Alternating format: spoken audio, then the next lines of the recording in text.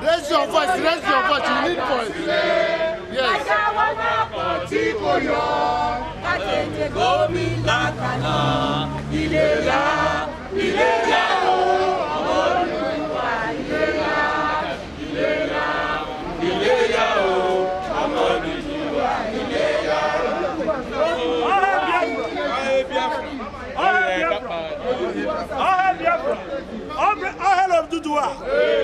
ODUDUWA. By the rivers of Desu, by the rivers of Desu.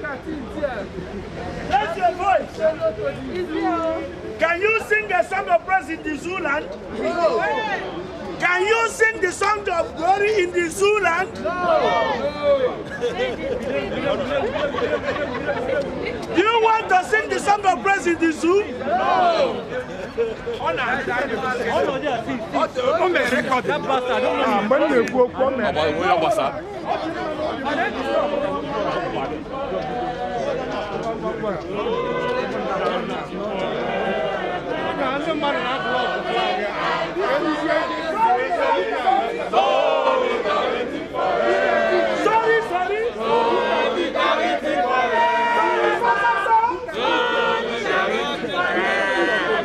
We must always fight for our right. The zoo have more.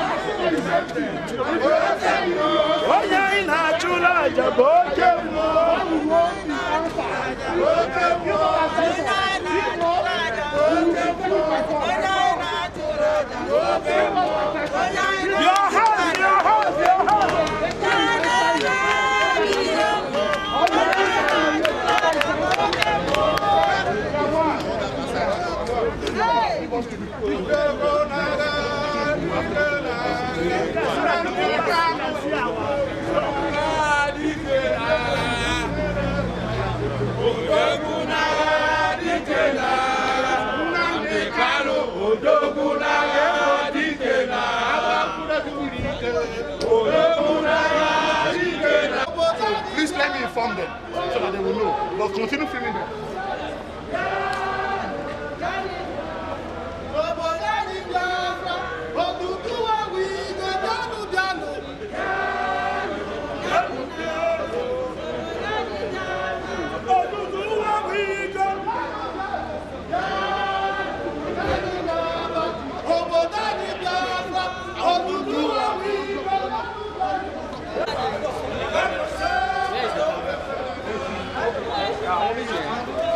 Coming Mr. Siyanbola Olalekan, coordinator OPU France. Yeah, ODUDUWA Progressive Union. Ta ló darí ẹgbẹ́ náà? Ní abẹ́ àkóso Ààrẹ Gani Adams. Okay, ẹ̀yin ni president àti coordinator wọn ní France. Ní France. All right, yeah. Kí lẹ rí sí ọ̀rọ̀ tó ń lọ ní ilẹ̀ Yorùbá tó wà lọ́ndà umbrella tá pè ní Nàìjíríà? Tó ṣẹlẹ̀ ni pé a dúpẹ́ lọ́wọ́ Ọlọ́run pé Ọlọ́run fún wa ṣe ní èní. Ọ̀pọ̀lọpọ̀ àwọn èèyàn wa láti ń retí ọjọ́ èní tó ṣẹlẹ̀. Láti bí n tí a kọ sí inú flag wa, a ní 50 million people nínú Yorùbá tó jẹ́ Yorùbá. A fẹ́ pínyà ẹ ó ìyá yẹn ti tó a fẹ́ pínyà a dẹ̀ wá sí bíbá lẹ́nì tí ó jẹ́ ambassador wa. bẹ́ẹ̀ni ẹjọ́ bá wa jẹ́ kọ́ mọ̀ àwọn wájú embassy. níwájú embassy a ti wà ní bíbá látara. yọjú lókè ẹ gbé ojú ẹ̀ mọ́ o ẹjọ́ ó lè má jara wa ẹ jẹ́ kọ́ mọ̀ kọ́ rí. bẹ́ẹ̀ni ìgbìyànjú yẹn a ti bẹ̀rẹ̀ látẹ̀lé a sì ń bẹ̀rẹ̀ lọ a sì ń ṣe é lọ ni. wọ́n ní no retreat no surrender a ti bẹ̀rẹ̀ láti ìsìn a sì tún bẹ̀rẹ̀ lọ ni kí Ọlọ́run fún wa ṣe. ẹ ṣé gan sir. My name is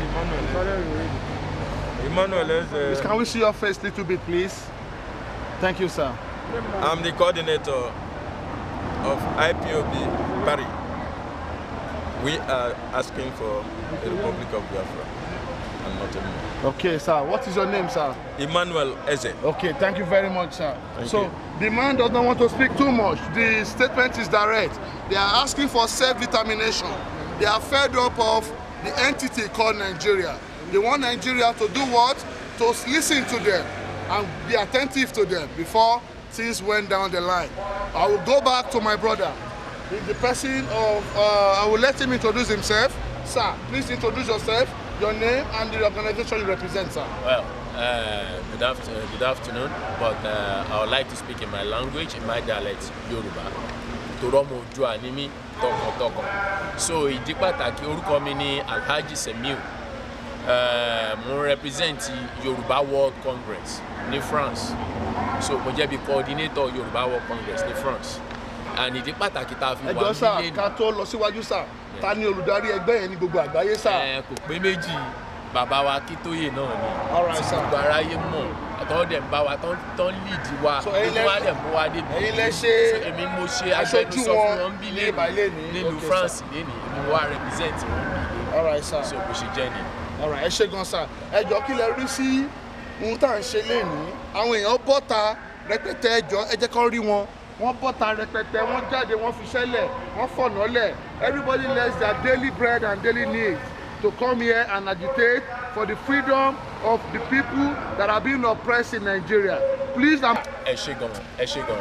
Actually, nǹkan tá a ti ń sọ tipẹ́ náà ni tí gbogbo ọmọ Yorùbá tí a dẹ̀ panupọ̀ sójú kan tí à ń sọ ni wípé tí bàbá wa ń darí wa lórí ẹ̀ ni wípé àsìkò ti tó fún wa àwa ọmọ Yorùbá láti dá dúró peacefully láìsí wàhálà láìsí ìjọ̀gbọ̀n kankan a máa gba òmìnira wa Ọlọ́run á dẹ̀ gbé wa délé ẹ̀ lérí láì ní sí wàhálà láì ní sí jàgídíjàgan. Ẹ ṣé gan sà torí àsìkò ẹ má bínú sà ẹ ṣé gan. Mo máa bọ́ sórí èèyàn wa tó wà níbí báyìí ẹ jọ̀ọ́ ẹ máa gbà mí láyè kí n sọ èdè Gẹ̀ẹ́sì.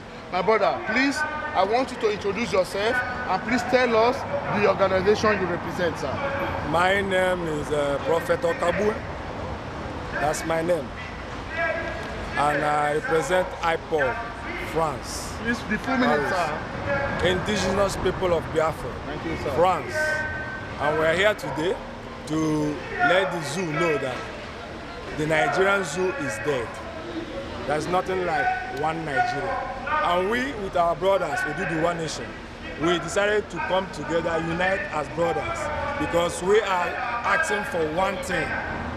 Let us be independent and be free. We don't want Nigeria anymore. What he's talking about is happening behind the camera, sir. Please let the people. It's happening behind the camera. That's the Oduduwa people and the people of Biafra asking for the same thing. Answer one person, the other gets one. So, as you can see, we are here today, like my brother has said. If they answer us, we have answered them. If they answer them, they have answered us. That's why we came together. Our leader, our supreme leader, Mazin Nnamdi Kanu, told us that we should make sure that we come together today to be in this front of Zoo Embassy to do whatever we can to let them know that we don't want them anymore because we are united now.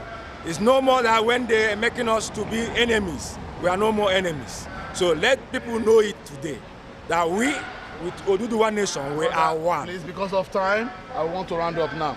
Right now, the last but not the least, one day Guna ló ń kẹ́yìn ìgbàlẹ̀. Ìyá wa, àwọn náà máa bá wa sọ̀rọ̀ kẹ́yìn. Ìyá wa ẹ jọ̀ọ́, ẹ má bínú fẹ́ sọ Yorùbá ń sìn. Ẹ fún wa ní orúkọ yín, ẹ dẹ̀ fún wa ní ẹgbẹ́ tẹ represent ní sìn. Orúkọ Orúkọ ti tèmi ni Ìyáàfin Ọlákànmí tí gbogbo èèyàn máa ń pè ní Ìyá Ọlá. Mo ń ṣe aṣojú Oòduà Redemption Alliance. Èyí tó ti bẹ̀rẹ̀ ní ọdún tó ti pẹ́ díẹ̀ sẹ́yìn. Ìlú bo ni? Ó wà ní ìlú Ìbàdàn, Ọ̀yọ́ State. Ok, ẹ̀yin lẹ represent wọn ní France ní báyìí. Ní France ní bíbá. Ok, ẹ̀yin lẹ ṣe olórí wọn bí ẹ kó wọn jọ. Ok, ìbéèrè ẹlẹ́ẹ̀kejì. President wa ni Victor Olútáíwò. Ẹ jẹ́ bá a dá torúkọ yẹn dá.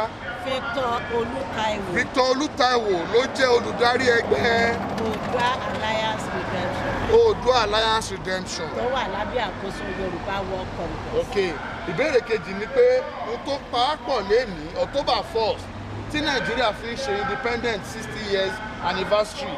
Ẹ jọ̀ọ́ àwa táwa ń bí àtàwọn tó wà ń bẹ̀ yẹn wọ́n láwọn ò celebrate independence. Wọ́n ní nǹkan míì làwọn béèrè fún. Mo tó ń pè olóyìnbó ń pè ní self-determination. Wọ́n fẹ́ gba òmìnira ara wọn. Wọ́n ló ti sún wọn. IPOB rẹ̀ Biafra òun náà kọ síbí. IPOB ló dúró yìí. Oòduà ló dúró yìí. Oòduà lẹgbẹ́ yín náà represent.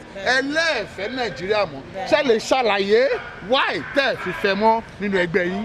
Bẹ́ẹ̀ ni, ó ti pẹ́ tí àwa ti rí fíṣàn yẹn wípé kò lè ṣeé ṣe ká dá wà nítorí wípé ní àṣà àpapọ̀, ní ìṣe àpapọ̀, ní knowledge, ní ọgbọ́n tí Ọlọ́run fún ìran Yorùbá àìṣe nǹkan kan náà. Orílẹ̀-èdè tá a bá pè ní orílẹ̀-èdè ó yẹ kó ní èdè kan, ìmọ̀ kan, òye kan àti àṣà kan. Ìyẹn ni à ń pè ní orílẹ̀-èdè. Ṣùgbọ́n nílẹ̀ Nàìjíríà kò rí bẹ́ẹ̀ rárá. Ṣùgbọ́n tó bá yẹ pé lórí èdè kan ni mà á sì lè dúró. Ṣọ́ ń fìyà jẹ yín bẹ́ẹ̀ ni. Bẹ́ẹ̀ ni. Ẹ sọ̀rọ̀ lórí ẹ. Wọ́n fi ìyà jẹ wá. Tó bá yẹ pé lórí èdè ni orílẹ̀-èdè lè dúró lórí èdè o.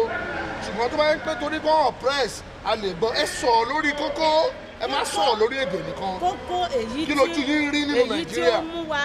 Tí ó mú ẹgbẹ́ tiwa rò ó nígbà yẹn ni wípé mi ò fọ̀rọ̀ sí lẹ́nu o. àtọ̀ tí a bá wo gbogbo position èyí tó wà ní ilẹ̀ Nàìjíríà tí wọ́n ń pè ní location 9 kò tẹ́ tó lè rí ọmọ Yorùbá ní àwọn key points ó máa jìnnà díẹ̀ tó a bá wá wò ó ìpànìyàn wá ń lọ rẹpẹtẹ. Àwọn kan bìlífù wípé káwọn lé àwọn ẹ̀yà kan kúrò tí í ṣe ẹ̀yà Yorùbá káwọn sì gba ilẹ̀ wọn láti máa fi bíríngì àwọn màálùú tiwọn. Àbáwò nílẹ̀ Yorùbá wọ́n ti ń pa àwọn bàbá wa sínú oko, wọ́n ti ń bá àwọn obìnrin wa lò pọ̀, bẹ́ẹ̀ ni wọ́n ń pa àwọn ọmọ kéékèèké. Eléyìí ní gẹ́gẹ́ bí abiyamọ. Because àwọn ọlọ́pàá tọ́dún òyì àsìkò kékeré náà fún wa níwájú ẹ́mbásì yìí ibẹ̀ yẹn ni òfin wọn mú wa dúró mọ́ torí kòrónà tó wà nígboro. Orúkọ ti tèmi ẹ jọ̀ọ́ orúkọ tèmi Táíwò Akírẹ̀mí mo represent Odùduwà náà ṣùgbọ́n coordinator mi ní Faransé òun ni Mr. Ṣìyànbọ́lá. Àwọn tó represent Biafra àwọn lẹni méjì tí wọ́n dúró yìí. So mẹ́sẹ̀jì wa sí Nàìjíríà ni pé kí wọ́n listen sí wa. A fẹ́ jà, a fẹ́ wàhálà, ká jókòó lórí tébù tó bá ṣe máa jẹ́ ká jọ sọ. Ipá ò jọ gbé o, ipá ò jọ gbé, ipá ò jọ gbé. We can rearrange it, we can rearrange it. Oníkálùkù lè lọ sọ́tọ̀, ọ̀pọ̀lọpọ̀ ló lọ lọ́tọ̀. Tẹ́ bá wo India, Bangladesh àti Pakistan wọ́n wà pọ̀ tẹ́lẹ̀ ni. But today oníkálùkù ti lọ. Bẹ́ẹ̀ làwọn ìlú tó kù. Nígbà lásìkò because láti dúró ń bí torí ọ̀rọ̀ COVID-19 láṣẹ. But àwọn ọlọ́pàá yìí wọ́n darapọ̀ mọ́ wa wọ́n ní ká máa bọ̀ eléyìí lòdì sófin ló tọ́ fún wa. Ẹ jọ̀ọ́ ẹ bá fún wọn wọ̀ ẹ bá dúpẹ́ lọ́wọ́ wọn. Ìyára Nàìjíríà ìlú tá a wà yìí wọ́n lísìn sí wa o wọ́n gbọ́ wa á gẹ̀ bàtí ní ìta bá bá bọ̀ ẹ ṣé gan o ẹ ṣé gan. Without we knowing, and our elders at home, they are not even helping the matters. Our elders, all these ambassadors, they will go and take their own bribe. They will go and collect money from them without even considering the masses. We are here in France here. We are seeing how they are treating their citizens. They are happy being French people. Are you happy being in Nigeria? Are you happy being in Nigeria? I'm not in Nigeria. Having a Nigeria passport is like having an exhibit. Yes. We are having a exhibit with you. Yes. So we are calling, let this contraction called Nigeria be the door and let them free the citizens. We are telling you, Mrs. Ambassador, the Biafra and ODUDUWA, we are here. So, thank you. Okay. No more Nigeria. Okay. Yeah, my sisters, please. ODUDUWA. Two more Nigeria. Two from Oduduwa State. Apart from the cameraman. Yeah. You are welcome. You are welcome. IPOB! IPOB! IPOB! One family! One family! But this thing may make a noise. Obìnrin ó kí gbogbo ọmọ Yorùbá lápapọ̀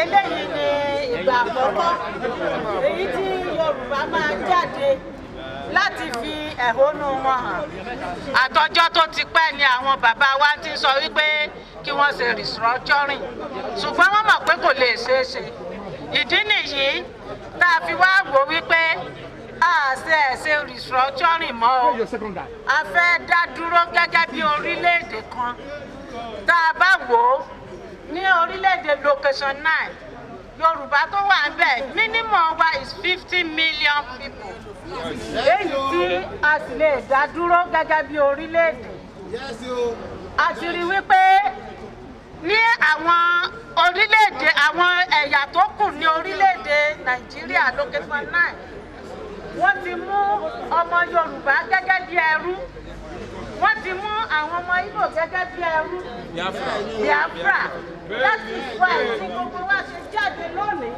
láti fi ẹ̀rọ ọkàn wa hàn wípé àṣemọ́ o gẹ́gẹ́ bí orílẹ̀-èdè a fẹ́ dá dúró gẹ́gẹ́ bí orílẹ̀-èdè Odùduwà tàbí Yorùbá nation Biafra fẹ́ dá dúró àwa méjèèjì ń jà fún ẹ̀tọ́ kan náà tí wọ́n bá ti dá ẹnìkan lóhùn ó di dandan kan dá ẹnìkejì lóhùn tá a bá wo ní location 9 bí wọ́n ṣe ń pa àwọn ọmọ wa ẹ̀wọ̀ àwọn ọmọ kéékèèké ẹ̀jẹ̀ bá mi gbé kámẹ́rà síbẹ̀ ẹ̀wọ̀ àwọn ọmọ kéékèèké gbogbo ẹ̀yin abiyamọ ayé gbogbo ẹ̀yin tẹ́ mọ̀ bí wọ́n ṣe ń bímọ gbogbo ẹ̀yin tẹ́ mọ̀ ìrora tí obìnrin go through kan tó bímọ ẹ wò bí wọ́n ṣe ṣe àwọn ọmọ wa kalẹ̀ ẹ wò bí wọ́n ṣe ń pa àwọn àgbẹ̀ sínú oko wọ́n ń fi ipá bá àwọn obìnrin wa lò pọ̀ a ti wò wípé eléyìí enough is enough ní orílẹ̀-èdè location 9 a lè tẹ̀síwájú láti máa bá eléyìí lọ tá a bá kọ̀ láti máa ja ìjà yìí nísìn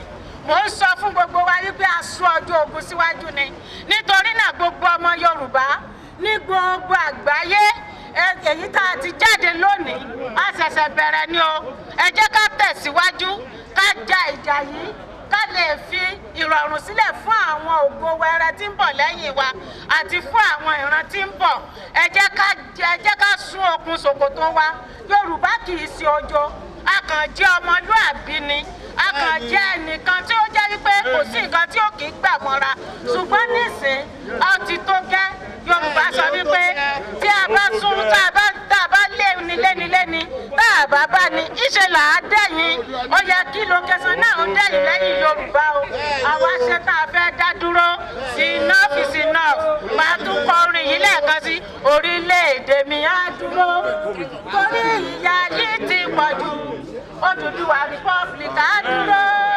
òmìnira á dé orílẹ̀-èdè mi á dúró torí ìpànìyàn yìí ti pọ̀ jù Odùduwà Republic á dúró òmìnira á dé.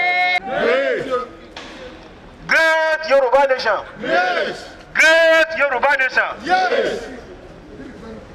Àwa Yorùbá nílẹ̀ kóòtù òjíire ìran wa kó tó di pé àwọn ìran tí wọ́n kó ní lẹ́rú wọ́n wá dé bá wa àwọn ìran Yorùbá àti ìṣèjọba ara wa.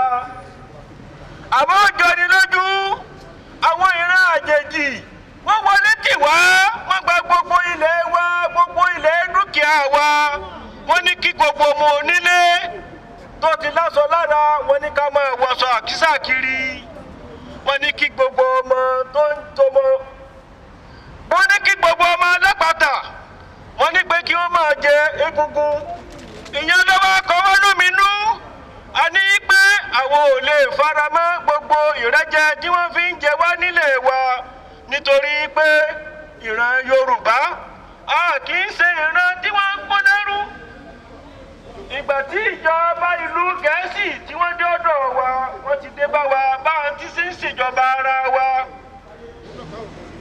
lọ́ọ̀lù gad òun ló dé ní tipátipá tó kó wà ní papámọ́ra tó dà wá papọ̀ lọ́ọ̀lù gad bákan náà òun náà lọ sọ wípé lẹ́yìn 100 ọdún àwọn orílẹ̀-èdè tí wọn bá ti gbọ́ra wọn yé wọ́n láǹfààní láti fira wọn sílẹ̀ 100 ọdún ti pé ó ti tún lé ọdún 6 sí. No, sir, see the video this is like, we don't go video Jubilee like that. Kí ìran Yorùbá Jubilee no dey come out like this. Kí ìran Biafra tí wọ́n dá dúró lọ́tọ̀ nítorí pé ìran Fúlàní wo ní nǹkan kan nǹkan ilẹ̀ Yorùbá òun ni wọ́n fi ń gbéra. Gbogbo ilẹ̀ Ifọ̀ àwọn Biafra ni gbogbo àwọn emir àti àwọn sultan wọ́n ti pín mọ́wọ́ láàrin ara wọn. Àwa ní pé a lè mọ bàbá yìí lọ àsìkò tó kí ìran kọ̀ọ̀kan kí wọ́n dá dúró kó máa ṣe ìjọba ara wọn. Ojoojúmọ́ ni wọ́n ń ṣekú pa wá. Ẹ wo ìran bí wọ́n ṣe ń pa wá lẹ́yọ kọ̀ọ̀kan. Àwọn Fúlàní gbogbo oko tí àwọn bàbá wa dá ni wọ́n ń da màálù wọ̀. Ni wọ́n ti ń pa àwọn bàbá wa ni wọ́n bá àwọn màmá wa sùn ní tipátipá. Ìran Fúlàní wọ́n fẹ́ gbàgbọ́ ilẹ̀ wa ni àwọn ò lè fara mọ́ gbogbo ohun tó ń ṣẹlẹ̀ yìí. Àwọn la ní nǹkan ọ̀rọ̀ lọ́dọ̀. Ìran Fúlàní wọn ò ní nǹkan kan. Gbogbo key post ni wọ́n fi gbogbo ìran wọn sí. Wọ́n ní kí gbogbo ìran Yorùbá ká máa ṣe àwọn ìran Fúlàní wọ́n láyàláyà wọ́n ní pé wọ́n bí àwọn ní káwọn máa jó lórí kí gbogbo ìran yòókù kó máa sin àwọn ìran Yorùbá ìran Ìgbò a kì í ṣe ẹrú ìran Biafra a kì í ṣe ẹrú ìlú tó ní ọ̀rọ̀ ni a lè máa gbégbé ìgbésí ayé máa mánéjì ẹ̀ lọ.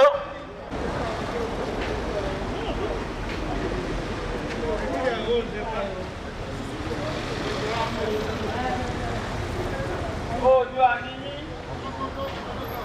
Oòduà ni mí. Wọ́n ń sọ̀rọ̀ ìnílẹ̀ kan pé àwọn fẹ́ referendum. Ṣé referendum tá a ṣe for how many years? 60 years. Wọ́n ti àti amalgamation láti 2000 kí náà ń pè 1914. No, to 2014. That is 100 years.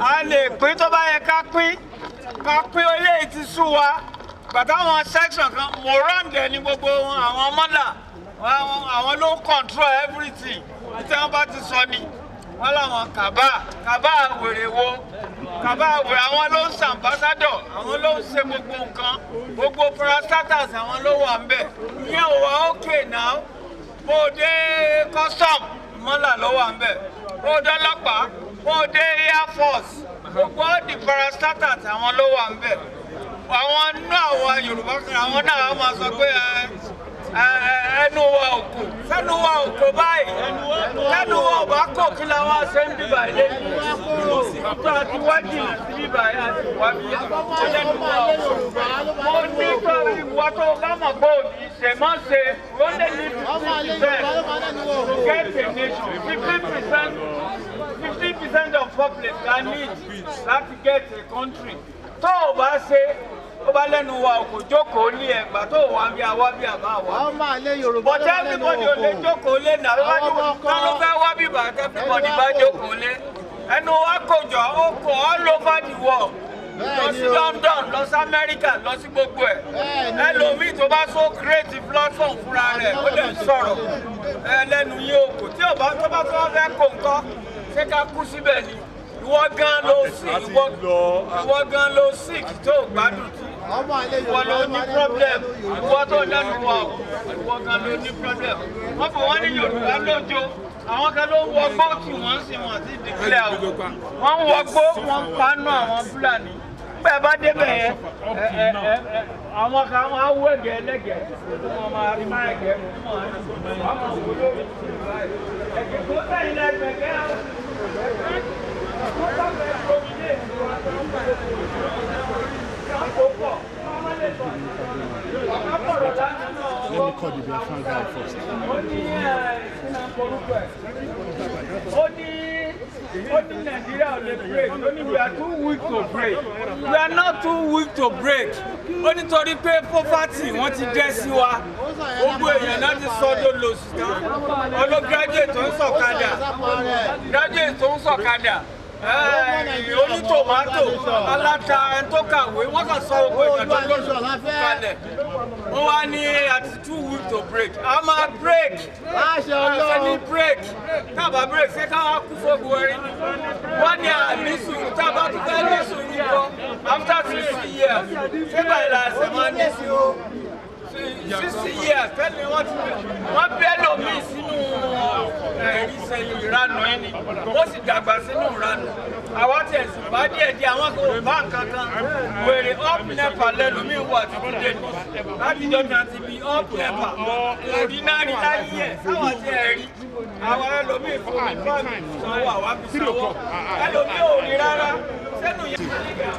Okay, here we are here live in Paris. Permit me to speak English. My name is Tawa Akinremi.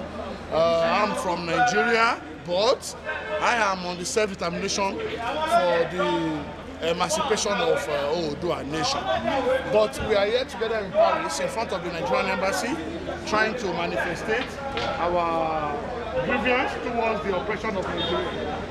But right now, I am with my hyper, fighting for the same self-determination ideology for the people of Biafra. We are here to ask him some few questions. And I'm going to, because of time, we don't have much time, I'm going to ask him just 3 questions. And I want him to please hit it on the point, hit the nail on the head, so that the people at home and our viewers can understand why we are here today. Sir, please, can you please introduce yourself and tell us the organization you represent, sir? My name is Kevin Dennis, and I'm one of the members of the IPOB big family, because we are an international family, and we are fighting for the freedom of Biafra, because we're alive in that zoo called Nigeria. We are tired of the system, we are tired of the government, we are tired of everything. We want to live on our own. Okay, thank you very much. I'm sorry for the distraction. That's the coordinator of ODUDUWA Progressive Union. Back to the main event we are here today. I want to ask you, please, we are here today because of one idea. Please, can you share with us your view on the self-determination of the people of Biafra? What is your idea about it? What are the pains you are feeling under the entity called Nigeria? Please, can you please share that with us? The contraption called Nigeria, I want to make it clear to international community that Nigeria as a contraption is not a nation. It's a contraption. It's just a geographic experiment. And since 1965, we Biafrans have been killed day by day.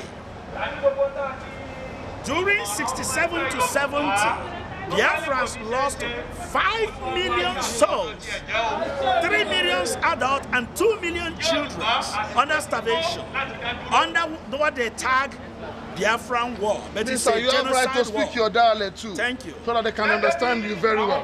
Because pain are being well expressed by our mother tongue. Anyị bụ ndị Igbo, egburu anyị 5 million n'oge agha nke ha gbara agha Biafra.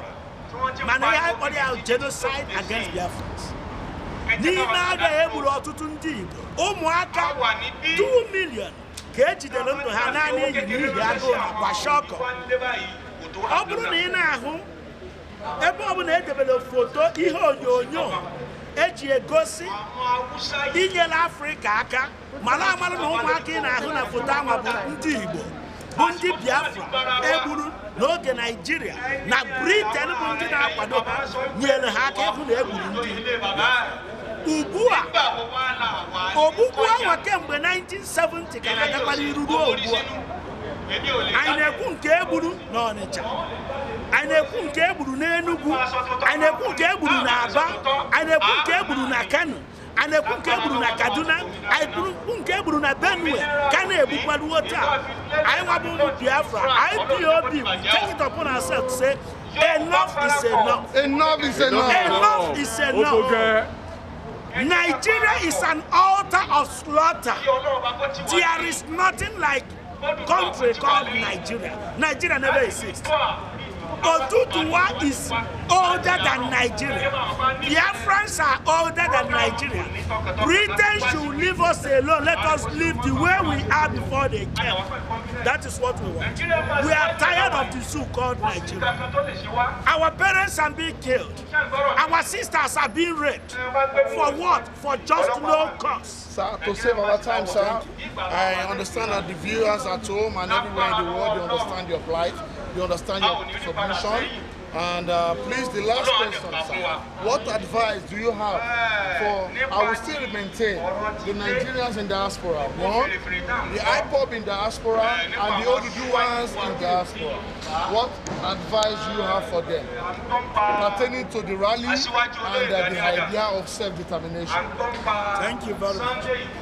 For people, especially when they start from Biafrans, that is the Biafrans, which I'm a Biafran. For Biafrans in diaspora, I have one advice for them. If you make money in France, in Germany, in America, where are you taking the money to?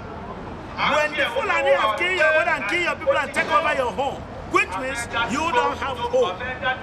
For you to be able to go back home where you come from, come out now and fight so that we can be able to secure our people back. For the ODUDUWA people, the same advice. If you think that they have never killed your mother, that they never killed your father, that it doesn't concern you, wait and see. Fulani henchman is like a parasite. Nigerian government is completely complicit with the killing going on in Nigeria. So if you think that it never affects you, wait, they are coming for you. But it's better we come out with one accord to let the international community know that we are fed up and tired with the zoo called Nigeria. Enough is enough. Enough is enough. Orúkọ mi ni Mr. Bakai Musa Otobi. Wọ́n jẹ́ ọmọ ilẹ̀ Kóòtù Òjìrì, wọ́n wá láti Kìsì ní Ọ̀yọ́ State ní ilẹ̀ Yorùbá lápapọ̀. Okay, ẹ ṣé gan sir. Ẹ jọ̀ọ́ ẹgbẹ́ wo lẹ represent nínú agitation tó wà níbà ilé yìí? Èmi represent gẹ́gẹ́ bí ẹ̀wù tí mo wọ̀ yìí, ODUDUWA nation, iná ni mo represent. Okay, ṣé ẹ ní platform kan tẹ́ ẹ ṣe tẹ́lẹ̀ tẹ́ kí ń ṣe ìkéde fún ìròyìn àgbáyé nípa ìjàngbara ilẹ̀ Odùduwà bẹ́ẹ̀ ni? Àti ọjọ́ láyéláyé iná ni ìran Yorùbá láti pariwo wípé a fẹ́ kúrò. Àmọ́ lọ́dún nìyí iná ni gbogbo wa lápapọ̀ la kóra wa jọ wípé ìyà tí wọ́n fi ń jẹ ìran Yorùbá ó ti tó gẹ́. Nítorí pé ìran Yorùbá kó tó di wípé àwọn ìran Gẹ̀ẹ́sì tí wọ́n wá kó wa lẹ́rú, wọ́n ti bá wa gẹ́gẹ́ bí wípé kí ni tá a ti ní ètò bá ti ṣe ìjọba ara wa. Kó tó di pé wọ́n wá kó wa lẹ́rú.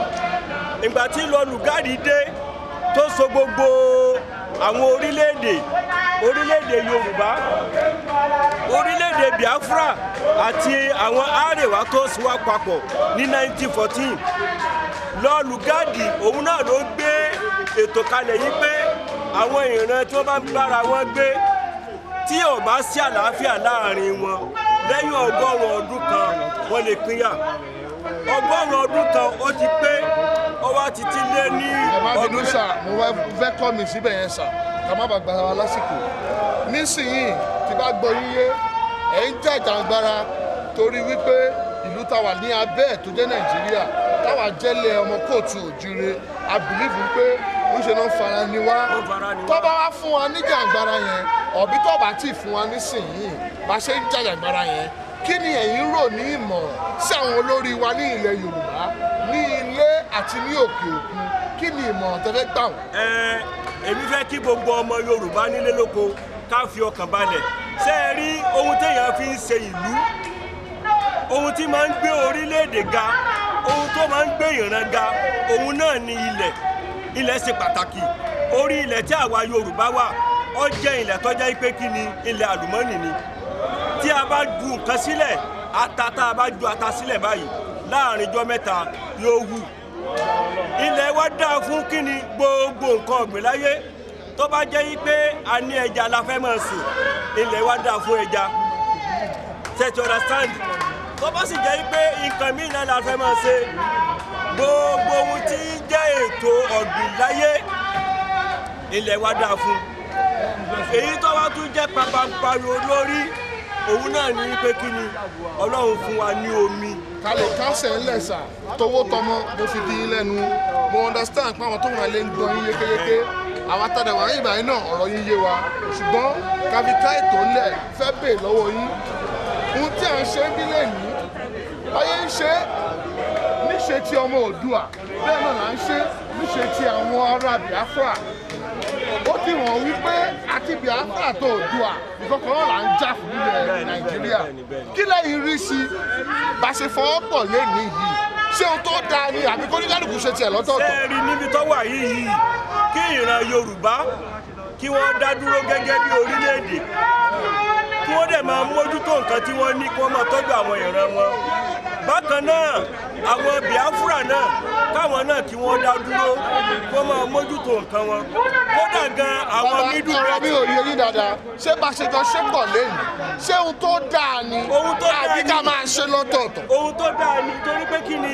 ohun tá à ń béèrè fún iná làwọn náà ń béèrè fún. ló dín fún pé tó bá fà wá wọn fà wọn tó bá fà wọn wọn fà wá náà. bí ara ti ṣe ń ní ìran wọn lára ni ìran tiwa náà láfi ní pé kí ni ká fọwọ́sowọ́pọ̀ káwá jíjà yìí. ní ṣókí mo fẹ́ dúpẹ́ lọ́wọ́ bàbá wa tí wọ́n fún wa ní àsìkò wọn ní ọjọ́ èní nípa ohun tá a bá ìbà ilé ní ohun tá a bá ìbà ilé ní ọ̀rọ̀ kan ló dá yé lórí o olóyìnbó ń pè ní self determination àwọn Yorùbá ń pè ní ìjàjàǹgbara báyé fẹ́ gbà ó kù sọ́wọ́ Nàìjíríà lọ́wọ́ tó bá yẹ pé a máa gbà nírọ̀rùn ni àwọn náà máa sọ tó bá yẹ pé jẹ́ kejì náà dẹ̀ ni àwọn náà máa sọ ṣùgbọ́n àwa wà open fún gbogbo ọ̀nà bá fẹ́ gbà Biafra wà ń bí Oòduà wà ń bí ní Paris níwájú embassy orúkọ tèmi lẹ́ẹ̀kan sí Táíwò Akínrẹ̀mí ni mo wà fún ilẹ̀ Oòduà mo wà fún ìjàǹgbara ọ̀rọ̀ restructuring ó ti kọjá ọ̀rọ̀ referendum ó ti kọjá bá a ṣe máa jókòó tá a máa pín ilẹ̀ Oòduà geographical location wa nílẹ̀ Nàìjíríà ni èmi dúró fún I'm not shying away from it I'm saying it boldly ojú ti tèmi rèé orúkọ mi lẹ́ẹ̀kan sí òun ní Táíwò Akínrẹ̀mí ẹ ṣe mo dúpẹ́.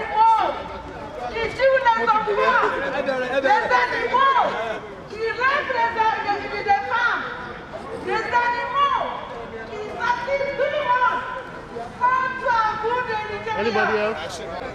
Tous les jours, qui cachent la vérité, m'ont dit le noir.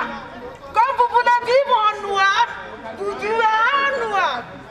Quand vous voulez vivre en cachette, vous vivrez en cachette. Crois-moi, ça fait 1 heure. On est debout 12 heures. On regarde le mec dans la fenêtre. Il n'a pas la joie. Il n'a jamais été tranquille. Parce qu'on est là, il est là-bas. Ça, c'est montré qu'il n'est jamais heureux. Je suis désolée pour vous. Moi, j'ai dit, tous les sangs, tous les enfants, toutes les femmes, des pères, des mères, vous avez assassiné. Vous allez payer un jour. Vous allez payer un jour. Vous allez payer un jour. Si vous n'avez pas payé le soir, vous payerez le matin. Si vous ne payez pas le matin, vous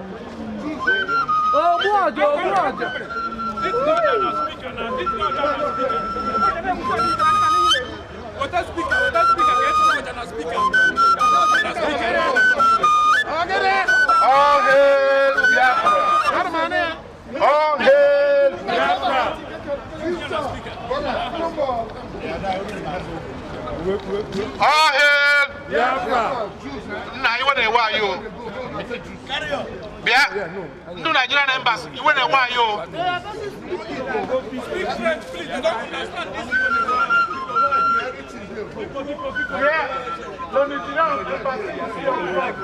Non, on n'est pas content. Jamais. On n'est pas content. Jamais. Olóyè Sunday Igboho àti Gani Adams ó ní wípé Ìbà Gani Adams ó ní wípé ó ṣe wọ́n kú ọmọ akin ṣe wọ́n ti bẹ̀rẹ̀ wọ́n ti ń ṣètò ti pẹ́ wọ́n dẹ̀ ń kọ́ntínú wọ́n ń ṣe wọ́n ń tẹ̀síwájú àdúrà tí mo kàn fẹ́ ṣe fáwọn méjèèjì ni pé Ọlọ́run ní jẹ́ kó rẹ̀ wọ́n o wọn ò ní ṣìṣe ọwọ́ ayé ò ní ká wọn ilẹ̀ ìlérí tí a fẹ́ kó ẹgbẹ́ àwọn ọmọ Yorùbá dé wọn kò wá débẹ̀ láyọ̀ àtàlàáfíà ọmọ akéè sojo ikú èkọ́bálá ikú ò ní kọ́ wọn lẹ́sẹ̀ lágbára lọ́wọ́ Ọlọ́run ní ṣíṣe mo gbàdúrà fún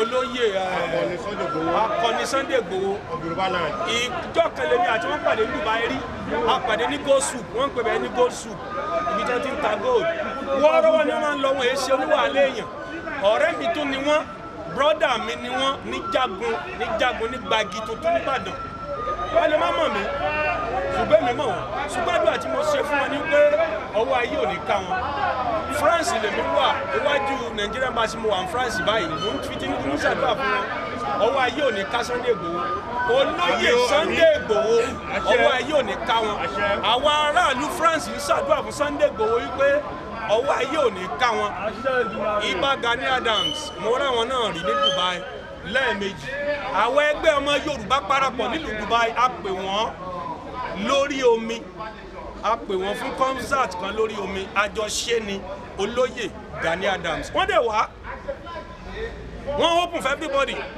ṣe understand ọmọ Yorùbá ni mí ọmọ Ìbàdàn ni mí lágbolé bẹ̀rẹ̀ tọkàntọkàn ẹnì kan ò lè fi dúdú bò mí lójú Yorùbá nation tá à ń jà fún ìyájọ gbà ni wọ́n fẹ́ wọ́n kọ̀ mo kí olóyè Gani Adams ṣe rí gbogbo àwọn tí ń jẹjẹkújẹ ẹ máa jẹ lọ ṣèbọn ọmọ yín ń kú lọ́kọ̀ọ̀kan ẹ ṣẹ̀ṣẹ̀ bẹ̀rẹ̀ ní ẹ fọwọ́ yín pọ̀ ọmọ sí náà ni gbogbo ẹni tí ó bá fẹ́ kí ìlú Nàìjíríà tòrò ilé àtọ̀nà yín ò ní tòrò ṣùgbọ́n ẹni tó bá fẹ́ kí ìlú Nàìjíríà tòrò ilé àtọ̀nà tiẹ̀ náà ò tòrò tèmi ò jù bẹ́ẹ̀ lọ rally France àti ṣe lónìí Ọlọ́run ti bá wa ṣe no going back we are taking this nation Nigeria Oduduwa Republic no going back we are not going back anymore kò jù bẹ́ẹ̀ lọ ẹ ṣe. Bring it down small so you can show it down. Bring it down. Bring it down small. Bring it down small. Hello. Bring it down small. My brother, bring it down small. I'm behind the banner.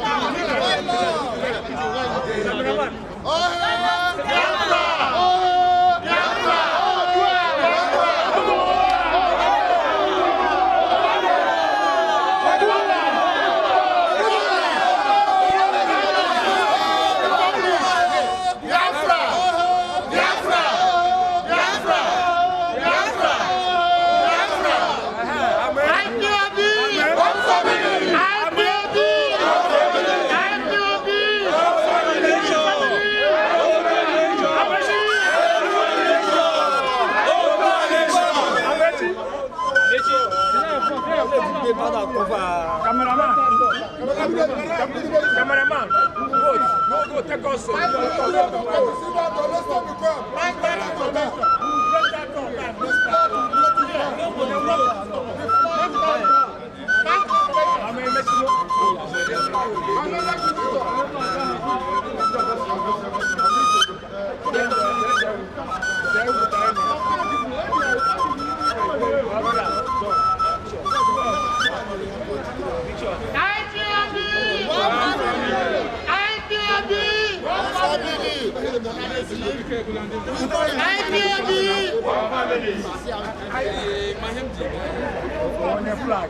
ODUDUWA! ODUDUWA! ODUDUWA! ODUDUWA! IPOB! IPOB!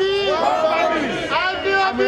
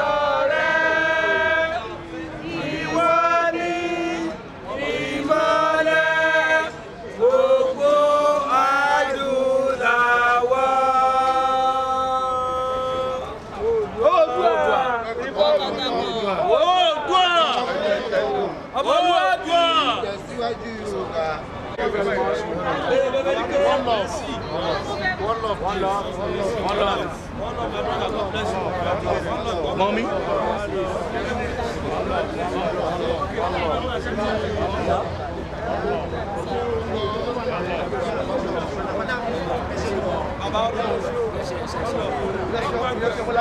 Oòduà ni mí tọkàntọkàn. Tí mo fẹ́ sọ ni pé káwọn máa rò pé bóyá orúkọ mi ni Yomi Giwa alias Baba Giwa. Èmi ni Baba Oòduà for France. Ìrì owó mọ́lẹ̀ owó ń bàjẹ́. Ẹ jẹ́ ká pawọ́pọ̀ ká dúró sójú kan náà gbogbo àwa Yorùbá. Wọ́n pe àwọn mìíràn sọ pé wọ́n fi tọ́lọ́hun kún wọn tún ti gbẹ́sìn wọ́. Àmọ́ ẹnu Yorùbá ò kò ní kankan. Ẹnu wa ti kò ń sìn ìyà ti jẹ wá àti mọ nǹkan tó ń dunnú rédíò. Ẹ jẹ́ ká gbárùkù tìkíní kóòdù àlejò kó lè wà reality. Tẹ́ ẹ bá ṣe bẹ́ẹ̀ àwọn ọmọ yín lẹ fẹ́ fìyà jẹ o. Àwọn ọmọ yín ni àwa ti taste part of good life. Ká tó máa rí gbogbo rubbish tá à ń rí. Bí wọ́n ṣe ń pa ẹ̀yẹn it's not proper kò wá okay now. Wọ́n á wá sínú oko wa, wọ́n á wú ẹ̀gẹ́, wọ́n máa sá fún màálù wọn, wọ́n tún máa sọ ẹ̀ lórí screen. Gbogbo yẹn wà proper now. Ẹlòmíì ẹnìkan gbàgbàdo rẹpẹtẹ báyìí. Ẹnìkan ló sẹ̀ǹdẹ̀ sórí aago mi. Wọ́n kàn gbé màálù débẹ̀ wọ́n dẹ̀ fi jẹ gbogbo àgbàdo ẹ̀. Ṣé bọ̀bọ̀ yẹn ń lament pé tóun ní tó ń bá tágbàdo ìbá wà òkè, wọ́n á lè tún gbọ́ kúlọ̀. Òun ti gbèlú òyìnbó rí tẹ́lẹ̀. Kàkọ́ dárú kó dáko rọpẹ́ owó tó ní lọ́wọ́ ló fi dáko. Wọ́n bá gbogbo àgbàdo ẹ̀ jẹ́. Ṣé irú ilé ayé tá a fẹ́ gbé nìyẹn? Kò dẹ̀ sí nǹkan tí mọ́là fẹ́ ṣe tó fẹ́ dá ń tiwọn. Lẹ́yìn kí wọ́n dẹran, ẹ̀ ń dẹran kiri. Ṣé AK-47 náà fi ń dẹran? Àbọ̀pá ni wọ́n fi ń dẹran. Ẹ wá máa pa àwọn èèyàn lórí ilẹ̀ wọn. Kò wà proper o. Àwa Yorùbá mo kàn fẹ́ bá sọ̀rọ̀ ẹ já fìmọ̀ ṣọ̀kan ká gba Yorùbá nation once and for all. Ọlọ́run á dúró ti gbogbo wa. Orúkọ títí èmi ni Mr. Ṣìyànbọ́lá Ọlálékan. Èmi ni OPU coordinator, national coordinator of the whole France. Mo fi àsìkò yìí mo fi pe àwọn ọ̀pọ̀lọpọ̀ Yorùbá tó wà ní France. Mo fi pé kí wọ́n parapọ̀ mọ́ wa kí n tá à ń béèrè fún kó lè bọ́ sí ní kíákíá. A mọ̀ papọ̀ jù báyìí lọ ní ìlú France bọ̀ ìwọ̀nba àwa tá a gbìyànjú. Mo tún wá fi eléyìí mo fi ń bẹ̀bẹ̀ kí gbogbo wa ká parapọ̀ ní ìta bá máa ṣe ní ẹ̀yìn eléyìí kó lè pọ̀ jù báyìí lọ so kí a lè pé Ọlọ́run kọ́lọ́run fún wa ṣe.